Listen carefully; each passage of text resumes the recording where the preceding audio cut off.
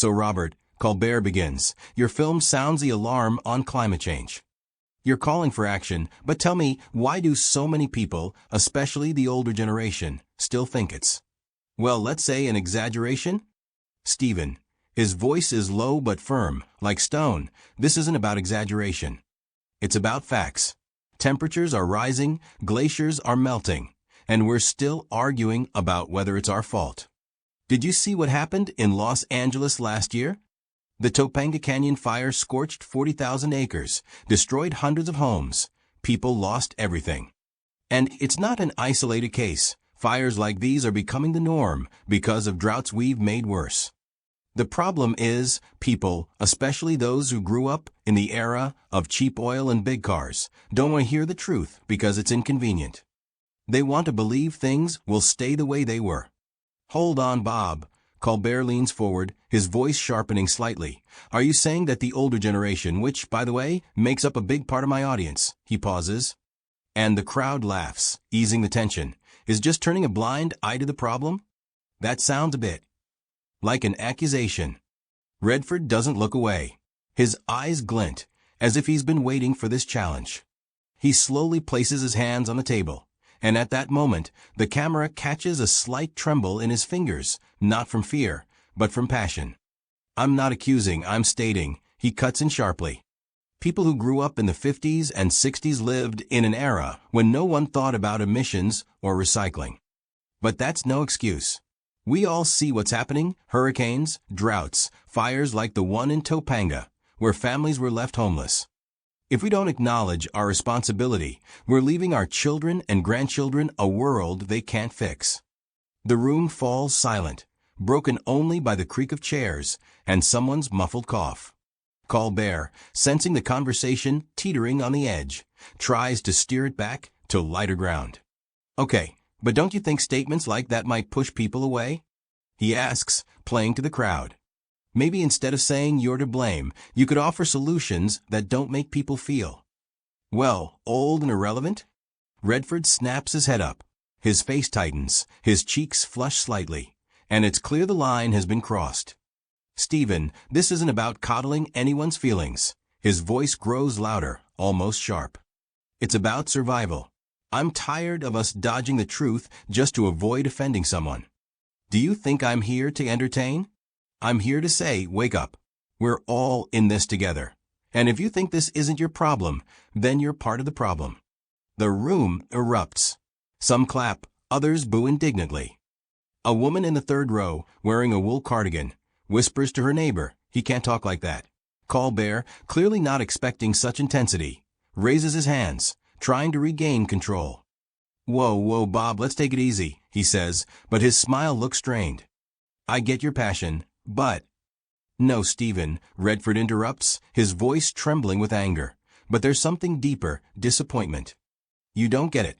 You're sitting here, cracking jokes, while people in Los Angeles are still rebuilding their homes after that fire. You think this is a show? This isn't a show. This is reality. Colbert freezes. His trademark irony vanishes, and for the first time that evening, he looks rattled. The audience holds its breath, waiting for what comes next. The sound engineer, in headphones, whispers something to the producer, and the cameras keep rolling. The atmosphere in the studio grows heavy, like the air before a storm, with only the faint hum of the ventilation audible. All right, Colbert nods slowly, his voice quieter. I respect your position, but let's talk about solutions. Does your film offer any concrete steps? Redford leans back, his chest heaving. He looks at Colbert, then at the audience, and something new appears in his eyes, not anger, but deep sorrow. Solutions? He repeats softly. Solutions start with listening. Not arguing, not making excuses, but listening. I don't want to fight with you or anyone in this room. But if we don't start telling each other the truth, we're not going anywhere. He pauses, and in that moment, you can hear someone in the audience shift their leg, and a pen drops somewhere in the back. Colbert, sensing the moment needs to close, forces a smile. Well, on that note, we're going to a commercial break, he says, raising his hands. We'll be back with Robert Redford, and hopefully we'll find some common ground.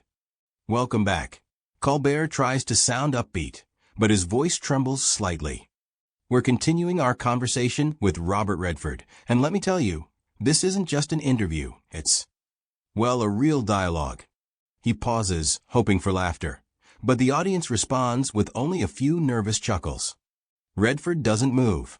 His fingers rest calmly on the table, but his eyes burn with fire. Colbert, sensing he's losing control, decides to shift tactics. Bob, you said it all starts with listening. Let's try that. Tell us, what does your film specifically offer people, say my audience, who might not be ready for radical changes? Redford slowly leans forward. His voice, initially quiet, gains strength, like a wind picking up before a storm. Stephen, I'm not proposing radical changes. I'm proposing common sense. We can't ignore science. We can't ignore what we see every day, like the Topanga fire that forced thousands to flee their homes, leaving nothing but ashes behind. You want concrete steps? Start small, recycle, reduce consumption. Support laws that protect our planet. But most importantly, stop denying the problem. Because when you joke about it, he pauses, staring directly into Colbert's eyes, you diminish the pain of those who are already suffering. The room erupts in applause, louder and more passionate this time. Colbert, visibly thrown off, tries to hold onto the reins. I'm not denying the problem, Bob. He raises his hands, as if defending himself. But let's be honest. People don't like being lectured. They want hope, not sermons. Does your film offer that hope? Redford cuts in sharply. Hope isn't about closing your eyes and wishing it'll all go away. Hope is action. And if you think my words are a lecture, maybe you should ask yourself why the truth bothers you so much. The audience gasps. Colbert opens his mouth, but doesn't get a chance to respond. Redford, not giving him an opening, continues, his voice growing louder, almost drowning out the whispers of the producers backstage. You sit here in this studio with your jokes and softball questions, but have you ever seen what a burned down town looks like? Have you talked to a mother who lost her home to a flood? You say people don't like lectures? I say people are tired of lies. And if you're not ready to talk about this seriously, maybe this show isn't the place for these conversations. Colbert pales. His hand trembles as he reaches for his water glass. The audience freezes, sensing a line has been crossed. A woman in the fifth row in a blue dress whispers to her friend, he just destroyed him. But Colbert, gathering himself, makes one last attempt to steer the conversation back to safer waters. Bob, I respect your passion, he says, his voice subdued. But let's give the audience a chance. Maybe they have questions? He turns to the crowd, hoping to defuse the tension. And then something unexpected happens. A man rises from the back of the audience, lean, in worn jeans and a flannel shirt, with a gray beard that echoes Redford's own. His face is tense, but his eyes burn with something familiar. The camera zooms in on him, and the room falls silent. Colbert, surprised, nods to him. Please introduce yourself, he says, trying to regain control. My name's John Kelly, the man speaks slowly, his voice hoarse but steady. I'm from Pasadena, California. I was one of those who lost their home in the Topanga fire last year. The audience gasps. Redford turns to him, his eyes narrowing, but he remains silent, listening intently. Colbert, sensing this could be a turning point, nods. And what's your question, John? He asks. John steps forward, his hands trembling, but his voice stays firm. I don't have a question, he says. I want to tell Mr. Redford that he's right. I was one of those who didn't believe in climate change. I thought it was all politics, that it wasn't my business. But when I stood there watching my house burn, everything I'd built for 30 years gone in hours, his voice breaks, but he presses on. I realized we're all to blame. And I want to thank you, Mr. Redford, for not being afraid to speak the truth. But I also want to ask, what can I do? Because I don't know where to start. The room explodes in applause, warm and heartfelt this time. Redford, who until this moment had been as taut as a wire, suddenly relaxes. His eyes glisten not with anger, but with something deeper, almost tears. He stands from his chair, ignoring Colbert's surprised look, and extends a hand to John. "Thank you, John," he says quietly, but his voice carries as if addressing everyone in the room. "You've already taken the first step, you spoke up. And that's more than most people do." Colbert, sensing the moment slipping away, but recognizing its power, smiles, genuinely this time. "You know, Bob, I think we all just witnessed something special," he says. "Let's keep this going. What would you advise John and all of us?" Redford sits back down, but his gaze remains fixed on John, who slowly returns to his seat. He takes a deep breath and begins to speak, not as an actor or director, but as a man who's seen too much to stay silent. "Start small," he says. "Find out how recycling works in your town. Talk to your neighbors. Build a community. But above all, don't be afraid to listen to those younger than you. They see this world differently, and they're right. We can't turn back time, but we can give them a chance." The next morning, the internet explodes with headlines. Robert Redford crushes Colbert. Scandal on the show. Redford accuses a generation.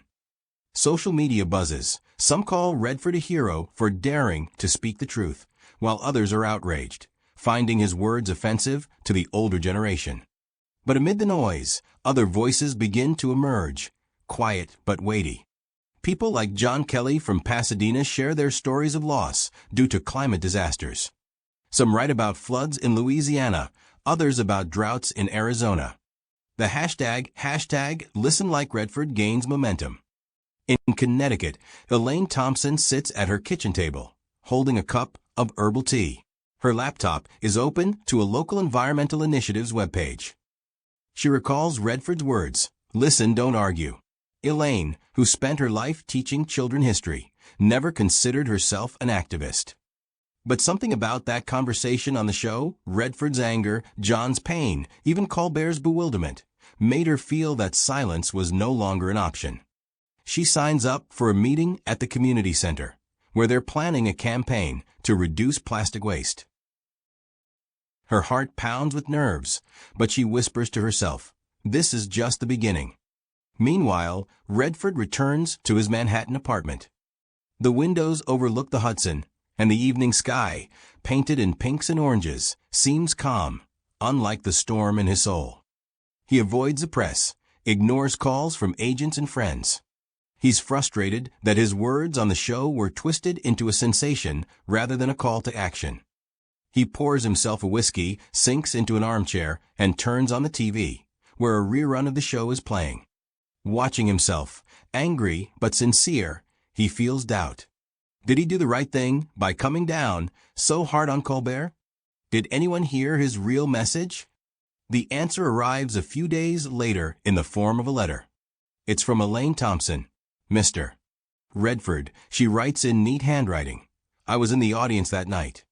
I was one of those you might have considered part of the problem. But I listened. Your words and John Kelly's story made me think. My friends and I in Connecticut started a campaign to reduce plastic use in our town. It's a small step, but I believe it matters. Thank you for reminding me that it's never too late to change. Redford reads the letter 3 times. His eyes well up, and he feels a heavy weight lift from his shoulders. He picks up the phone and dials the organizer of an environmental conference in New York. I want to speak, he says. But this time, I don't just want to talk. I want to listen. The conference takes place a month later in a packed hall in the heart of the city. Redford stands on stage, but this time he doesn't deliver a prepared speech. He talks about the show, about John, about Elaine's letter. Then he invites people from the audience to join him, young activists, retirees, even skeptics. Among them is Elaine, who traveled from Connecticut, clutching notes about her campaign. She's nervous, but her voice is steady as she shares how their initiative has already cut plastic bag use in local stores by 30%.